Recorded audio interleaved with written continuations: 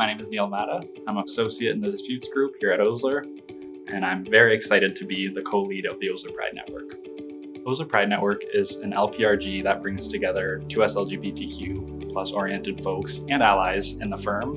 It provides opportunities for networking, mentorship, and also just socialization. Even on the external side too, OPN will participate in a lot of the larger conferences like the Prism conference or the Out on Bay Streets. That's just amazing networking opportunities. We're connected with lawyers, but also business professionals who are a part of the community, and it just allows you to get to know people who are like you in the firm and make new connections and opportunities that make you feel supported and welcomed. I can't imagine being at a firm where I have to hide who I am. So it's nice that I can, not only be myself, but I'm actually supported and celebrated in being myself. The firm is always going above and beyond to make us feel like we're welcome and we can be who we want to be.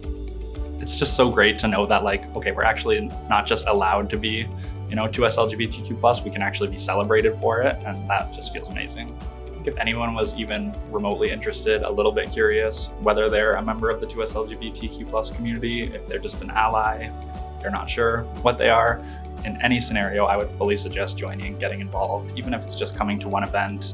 I think it is always great to meet new people and to network, and maybe you're going to find your community, maybe you're going to find your home. For me, I know I did. Being able to celebrate, the victories that the 2S LGBT community has had thus far, while still acknowledging the work that we have to do, is so important, because not only are we bringing awareness to these issues or maybe opening people's minds a little bit, it's also giving us a platform to celebrate these victories in a more meaningful way. Take Osler's Pride Party, for example. Having, the platform, being able to invite all the clients, have this big, amazing party, being able to celebrate in such a big, meaningful way is really awesome.